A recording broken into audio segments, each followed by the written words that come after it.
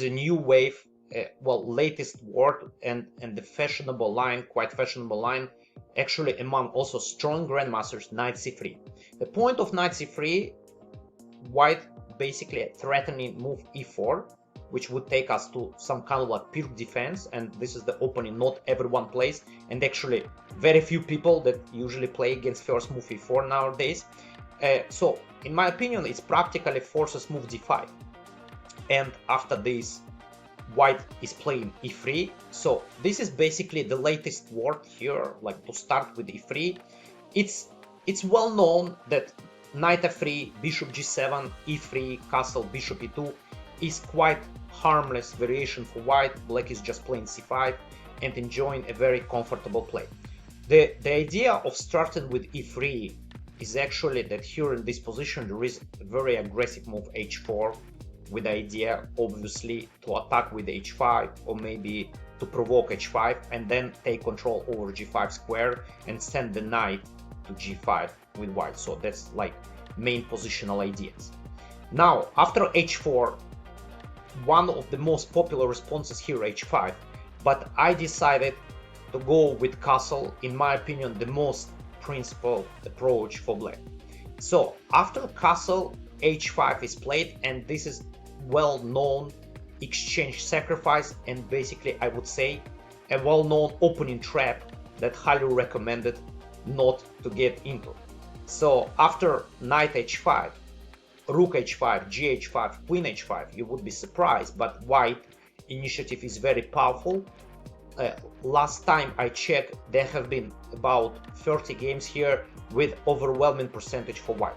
So this is definitely something to avoid, and therefore my recommendation is to start counterplay right away in the center with the move c5. c5, and here the play goes on. Black is having a nice counterplay, so knight c6 is coming, sometimes queen a5. So we challenge white development because, well, still there is no castle.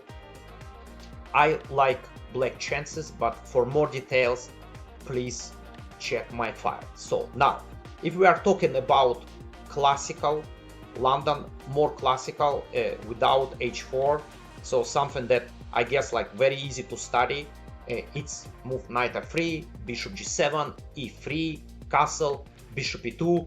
So I guess this is what attracts people in London variation, that it's very easy development, not so much theory, more or less the similar setup everywhere, and yeah, very solid and reliable position for white without any doubts.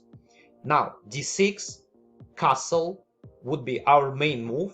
Now a little bit different move order that I studied here, it's h3, a well-known move to secure a safe spot for the bishop on h2, just in case black decides to attack the bishop with knight h5.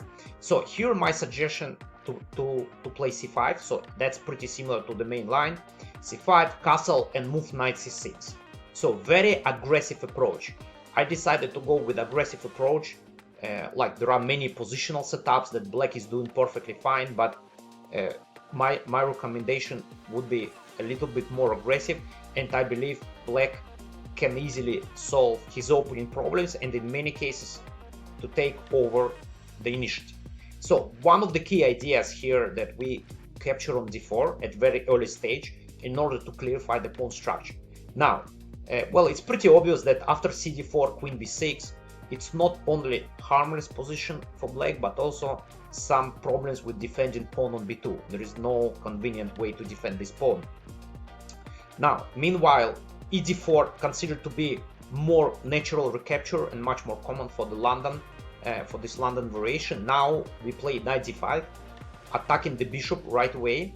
So two options that I checked in my file. One is to go bishop g5, but then h6, bishop h4, and black knight jumps to f4, excellent square, and probably we get light square bishop, obtaining bishop pair advantage and very, very comfortable play.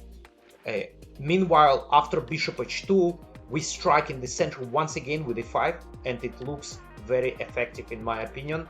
Black is doing great in this position. So back to the main line, castle. Once again, here I would like to mention that there are many good setups for black, and here the question is just to know maybe in more details. So my choice here is c5. Well, I just would like to mention that instead of c5, b6 is quite good alternative, as well as like there is a fancy move knight fd7 trying to carry out a5 quickly. So c5 is probably the most popular move in this position. After c3, my first recommendation, my first kind of like official recommendation was in my book, Beating Sidelines of First Move d4, which was released back in 2012, where I just recommended a very simple positional approach to play b6, followed by bishop b7, knight d7, and so on. Well, very reliable, very solid, but this time I decided to deviate and suggest a little bit more aggressive approach. So my move here, queen b6, targeting pawn b2. So obviously we would be very happy if white plays b3, because this is weakening dark squares, especially pawn on c3, and after, let's say, knight c6, h3, bishop f5, black has excellent position due to the fact that there is a problem for white to develop knight from b1. Let's say if knight d2 is played, there is move knight d5 with double attack, pawn c3, as well as bishop on f4. So therefore that's definitely inaccuracy. Now two main moves here, knight d2, it's a probably like very tricky move. Now the point here that actually capturing on b2 is a mistake, because after knight c4 black has to go to b5, otherwise after queen c3, rook c1, black queen is trapped. So knight c4, queen b5, and very simple tactical shot knight d6.